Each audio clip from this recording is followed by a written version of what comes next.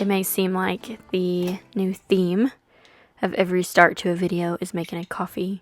I promise it's not, but I've made some really good coffee lately, and that's just something that I want to share with y'all. So here we are again, making a nice fall-inspired coffee. Today is an apple butter latte.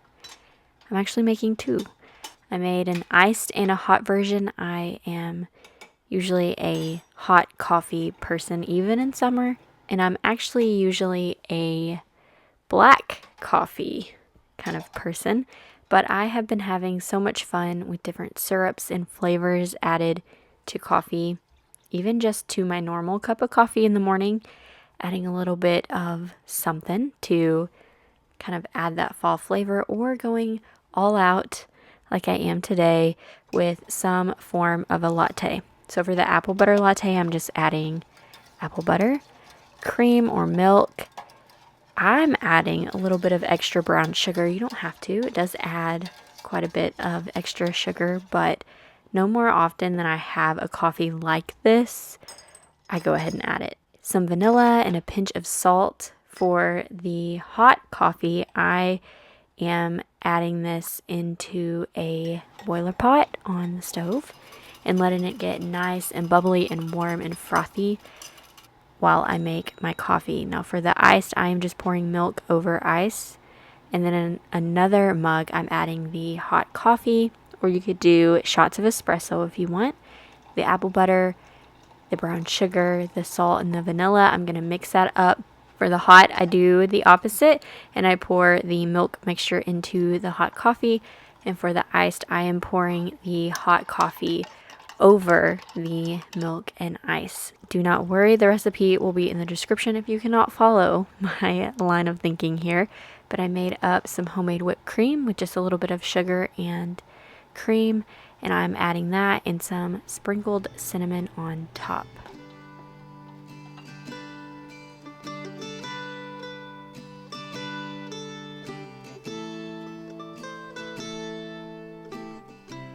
Now I have quite a bit of work to get done, some writing, some video editing, and so I'm spending a little afternoon with a cozy apple butter latte and my computer to get this work done. I also put on a beautiful picture of some pumpkins and some hydrangeas for a little fall coziness in our living room here.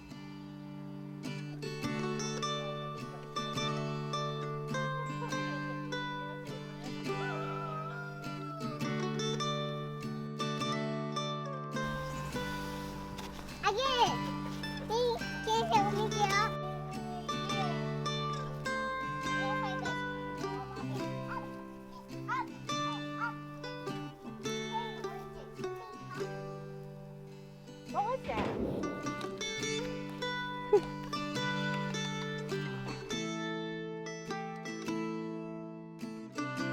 Oh.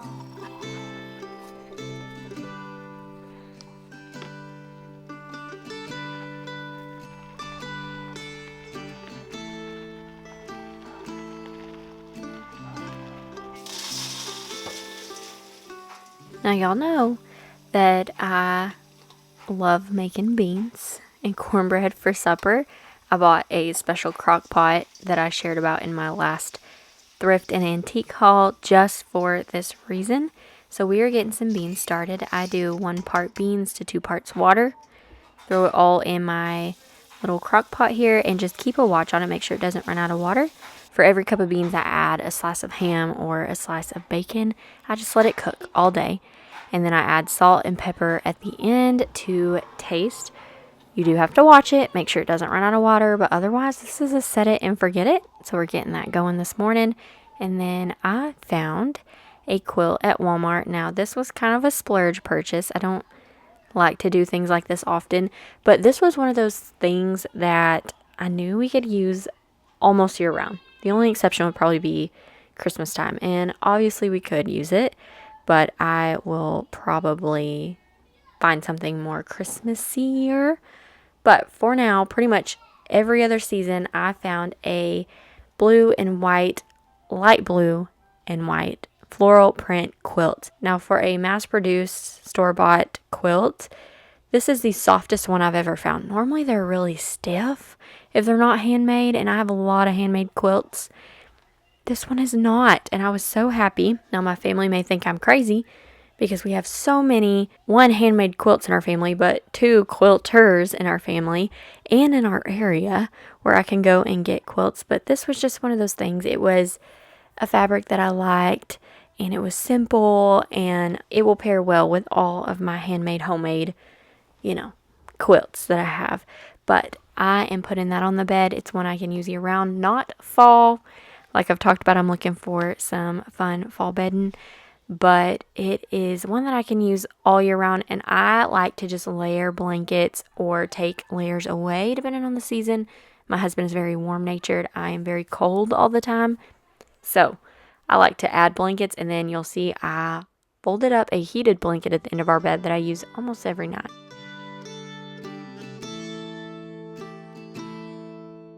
Now with the beans, I am going to make a little throwback meal that I haven't made in quite a while, but we have gotten ourselves into the habit of buying a rotisserie chicken at the store. I told Keith that it feels like we're eating out when we get a rotisserie chicken because they're just so good.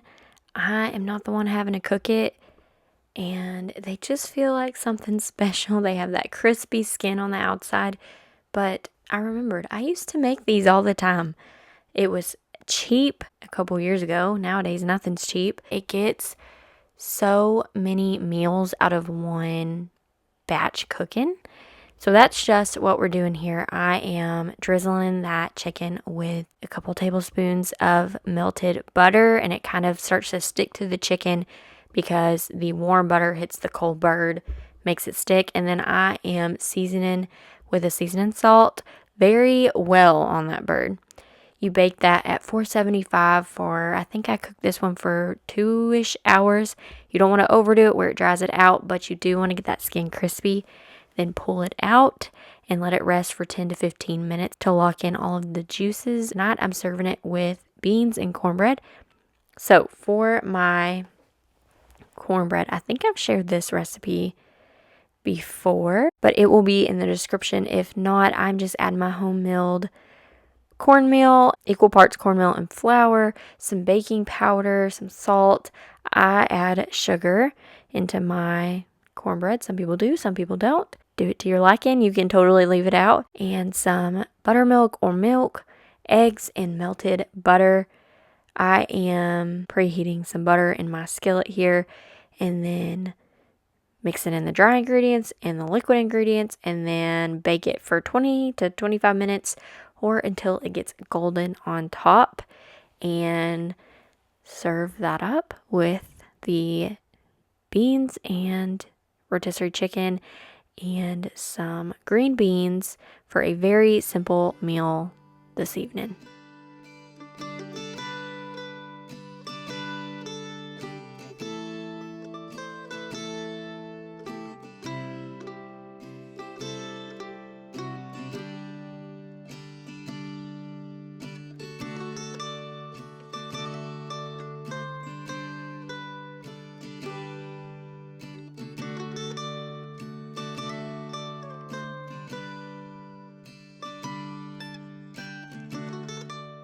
I just threw the entire pan of leftover chicken bones and drippings into the fridge, and this morning I am throwing it into the Instant Pot. I'm actually going to slow cook this though, and I'm adding a little bit of water and slow cooking that to make some bone broth or some chicken broth from that leftover chicken. We are going to use it to make a chicken pot pie. This is why I love cooking the whole chicken like that, because whatever's left, I can make broth and pull the meat off the bones, whatever's left. And this actually ended up being 3 separate meals.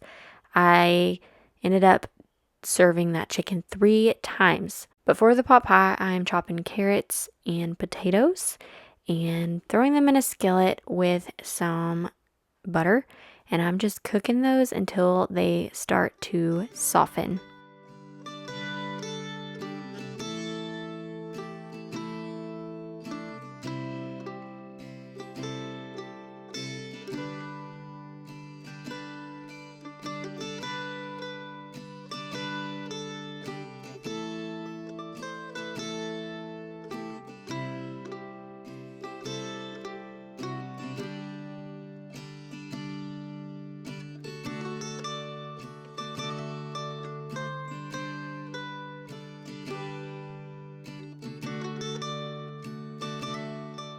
Once those start to soften just a little bit, not all the way cooked down and soft, but just starting to get there, I'm adding in some peas and some garlic powder, onion powder, my chicken, some flour and cornstarch, and then I will start adding in my strained broth and a little bit of cream, or you could do milk, and letting that thicken just a touch.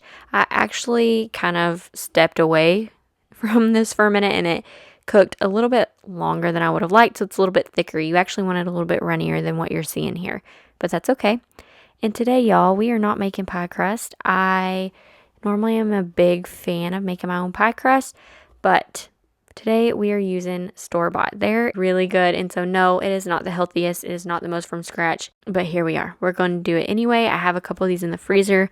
They got to get eaten, and so for a simple meal tonight, that's what we're doing. But you should make your pie crust if you have the time. It is very good that way as well. I am putting the entire pie onto a baking tray so that it doesn't like overflow into the oven if that were to happen, which this one didn't, but sometimes it does happen, and it makes it easier to get in and out. Now this pie plate is actually pretty easy to get out because it has this edge. My father-in-law actually made this. He has his own pottery studio. He teaches classes. He does all of it. And he actually made me this pie plate, and it's one of my favorites.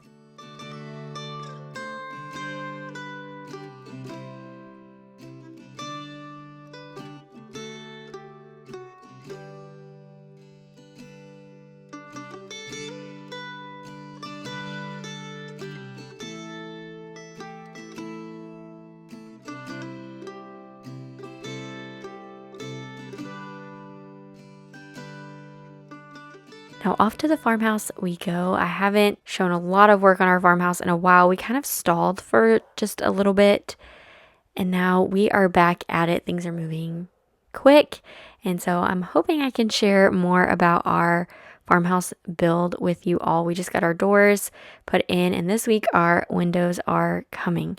So hopefully we'll get windows in soon and maybe some siding.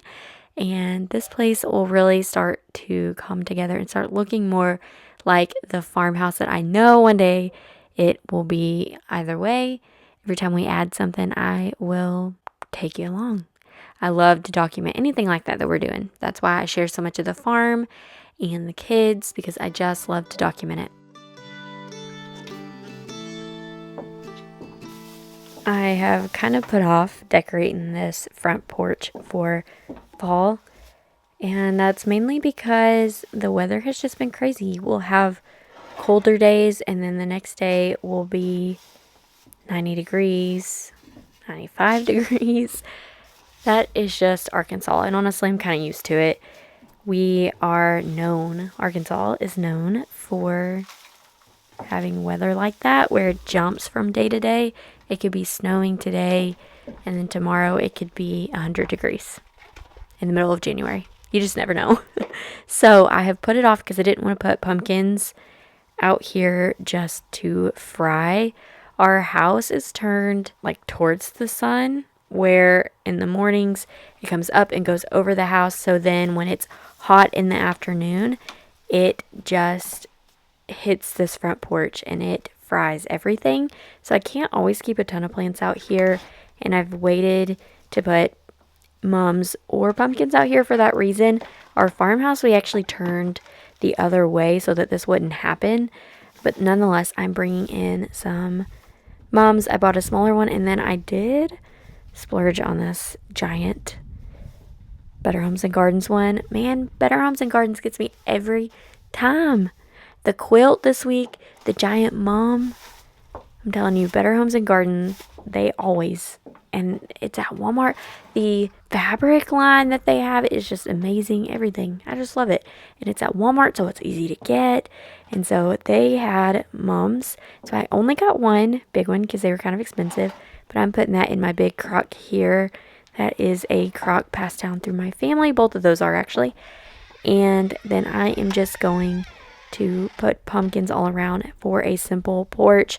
We have our 2 white rockers. Alla has her little bench and a red rocking chair on the other side. You can't see them. But I just gave it a little sweep and tidy, and then I'm putting out some pumpkins and some mums.